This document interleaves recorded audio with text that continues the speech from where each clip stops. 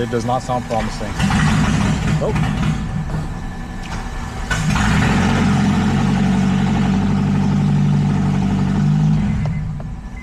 All right, so this is from my friend from high school, his kid's car, and they towed it down today from Austin.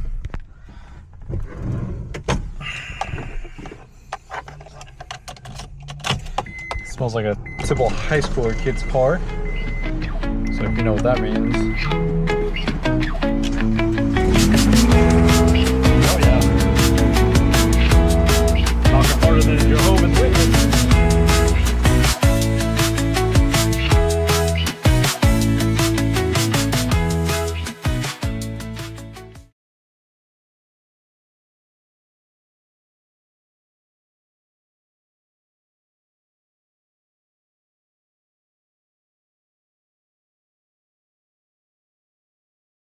We got the K24a stripped down, so we swapped over the knock sensor to a K20 style knock sensor. We've got all the harness stuff removed, and new water pump is on, accessories are off. The only thing that we haven't done is remove the crank pulley yet. We do have to swap this over to the RSX style crank pulley. So the RSX is obviously in the shop, and we've already got a good bit of stuff disconnected. We're gonna get the hubs off, and then we'll drop the the subframe all the way down. We had a ton of problems with this thing though. There's just like so many mismatched nuts and bolts, and the ball joints didn't want to come out. So we got the harness pulled out, we got the lines, one busted mount, no surprise there. Just this looks like it's got an upgraded mount though. It looks like a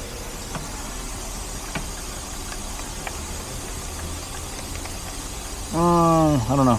It looks like it's a Hasport mount, I think. I can't tell though. It's really dirty, but it's got a bad mount here, unfortunately. So there's, I mean, it's an old car, so there's a good chance that it's got bad mounts all the way around. So yeah, this one's not doing too good either. Like the insert's completely worn out of it, so definitely gonna want some mounts.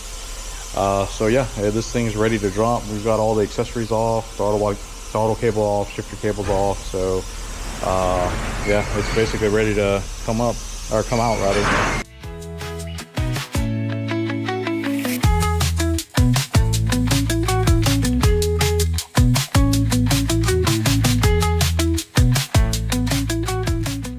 Had a couple issues with the K24 swap. It's been a long time since we did one of these, but so on the K24, the K24 didn't have an oil cooler.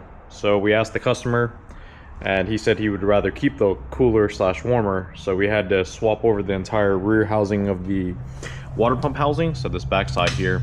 And that worked out a bit better because that allowed us to mount the alternator in the right spot.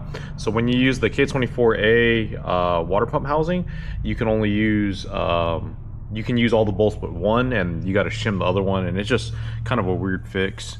So anyways, we swapped over that. We've got the crank pulley swapped over, and then we've got the clutch and flywheel out over here, and this thing is like basically ready to go back in now.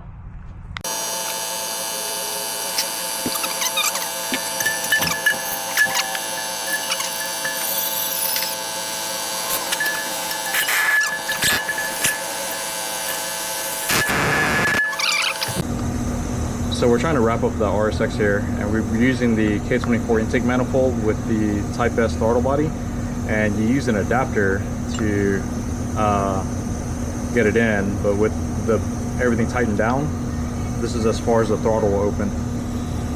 So it's getting stuck on something, and the problem is that doing the throttle body, believe it or not, is a complete pain in the ass for some stupid reason, but it's definitely getting stuck, so we're gonna have to figure out why that's happening. Okay, so it took a lot of looking at, but we figured it out. So you can see that there's a machining issue with the throttle body. So if you look right here on this corner, you'll see that it gets stuck against the throttle body adapter right there. See it? Oh my God. All right, I'm gonna give this thing a first start here. And it does not sound promising. Oh.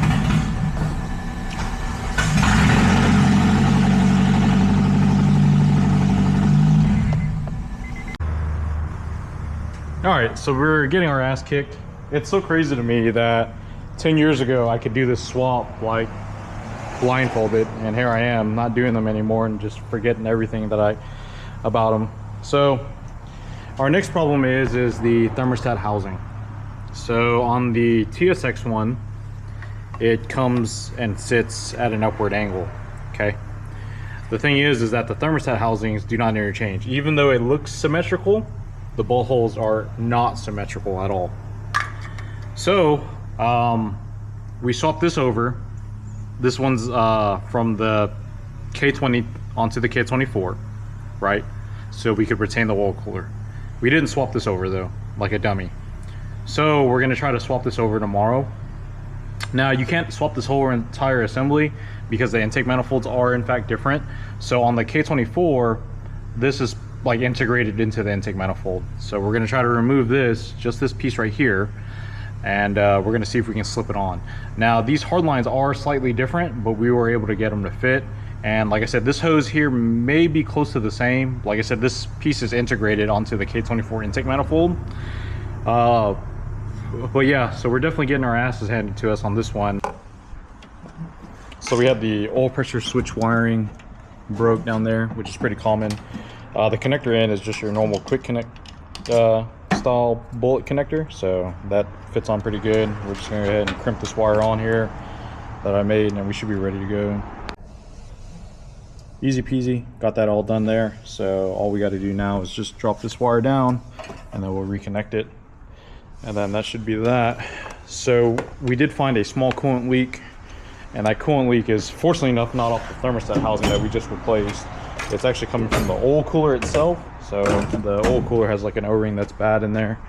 So that's not going to stop us from getting this thing started.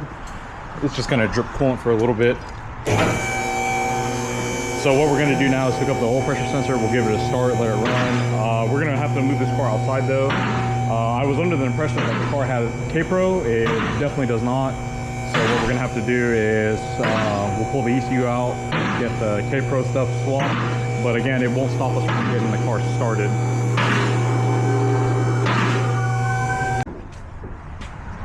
So as you can see, that little drip down there is coming from the oil cooler.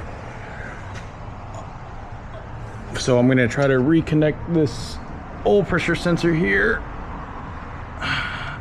Okay, that's good. We're gonna have to isolate that wire to make sure it's off the header. And then here on this flange right here, we tried to squeeze it, but the right fix is going to be cutting and extending this, or cutting this and extending it, but that's definitely the fix there. But yeah, let's go ahead and get this thing fired up.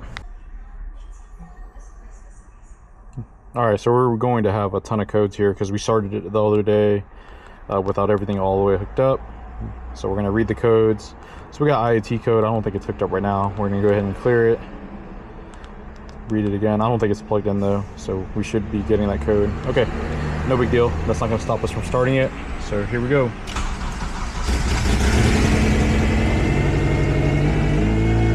All right, so we got oil pressure. Oil pressure came on and shut off like it's supposed to. So we got oil pressure. It seems to be running and idling. So we'll let it run and do its thing here. And it definitely has that exhaust leak down there, but we know why, obviously. So we'll let it run, and then we're gonna check to see, make sure we don't have any other coolant or oil leaks, but we'll let it run for a few, and then it's gonna burn off all of our handles and stuff like that.